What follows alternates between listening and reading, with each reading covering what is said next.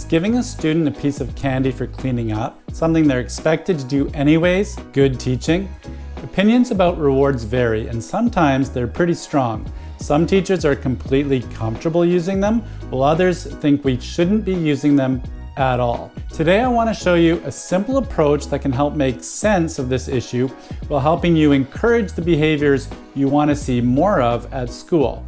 It's called Notice, Praise, Reward. It's an approach that helps make sure students get the encouragement they need without feeling like you're relying on bribery or extravagant incentives.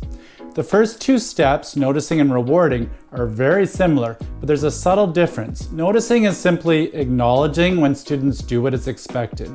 Praise is noticing plus a little more. There's a reason noticing comes first. As a teacher, it can be exhausting to run around telling everybody what an amazing job they're doing all day. And if we're over the top about everything, eventually it can start to lose its meaning.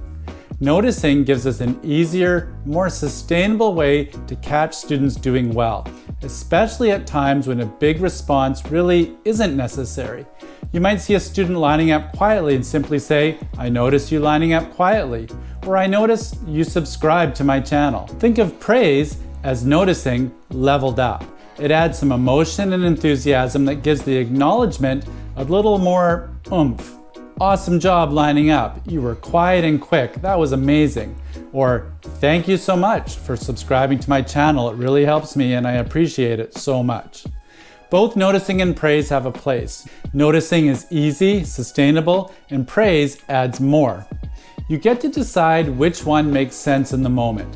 If you really want to encourage a behavior, praise it. If you think the behavior is likely to happen on its own, just notice it.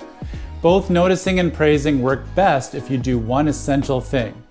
When noticing and praising, use behavior-specific language. Behavior-specific language is the fancy term for just telling students exactly what you noticed and what you want to see again.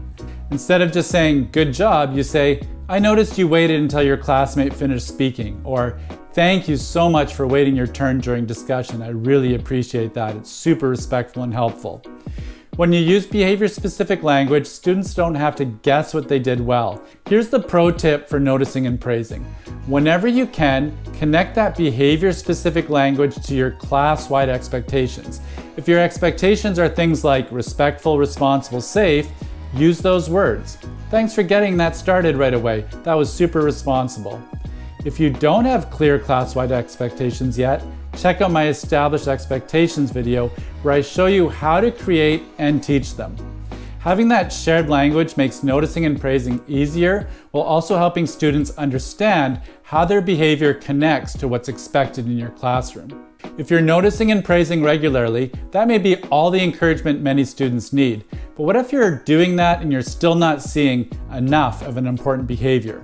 That's when we might want to turn the encouragement up and consider a reward. However, before we do that, we need to understand why a reward would actually increase behavior. And for that, we need to quickly review reinforcement.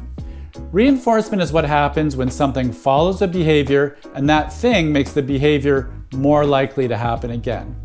And this is where there's an important distinction between reinforcement and rewards. I like to think of it this way. A reward is a product, reinforcement is a process. In other words, the reward is what we give, reinforcement is what happens if it actually increases the behavior. A reward might be a sticker, a privilege, some extra time, or a piece of candy. However, remember, we can give those things and they may not increase behavior. If this is the case, then reinforcement has not occurred.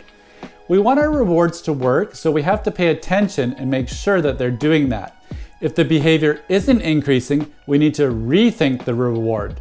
In the next video, we'll get much more specific and learn how to choose and use rewards effectively. It's also important to remember that reinforcement is happening naturally all the time, even when we're not rewarding a behavior. A student answers a question and gets approval from the teacher.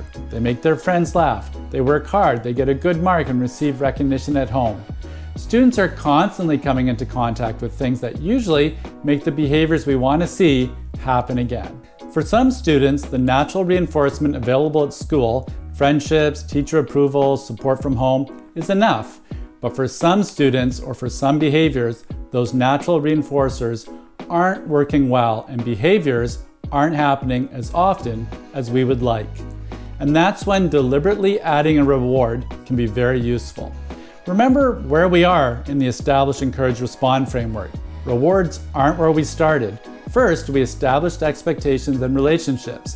Then we used strategies to encourage behaviors through organization, interactions, and instruction.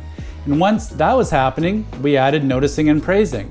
Now, if we've done all of that work and an important behavior still isn't happening consistently, I think we can feel pretty comfortable giving it a little extra encouragement. I like to think of this as waking up a behavior. A carefully chosen reward can give that behavior the extra reinforcement it needs to get going. Then as the behavior becomes stronger and starts contacting more of those natural reinforcers, we can take it away. So the pro tip for rewards is to use them deliberately. Know the behavior you're trying to increase, choose something you think will actually be reinforcing, and pay attention to whether it's working. The goal isn't to hand out rewards forever, it's to use them when they're needed to help strengthen an important behavior. And when I say reward, don't just think candy and prizes. There's lots of ways to reward a behavior, and many of them don't cost anything at all. That's what we'll look at in the next video, how to use rewards so you get the results you're hoping for and feel good about doing it. Again, subscribe to know when that video is available. For now, remember the 3 steps: notice, praise, reward. Start by noticing, turn it up with praise, and when an important behavior needs a little extra help to get going, don't be afraid to reward it. Just like I will reward you if you subscribe to the channel.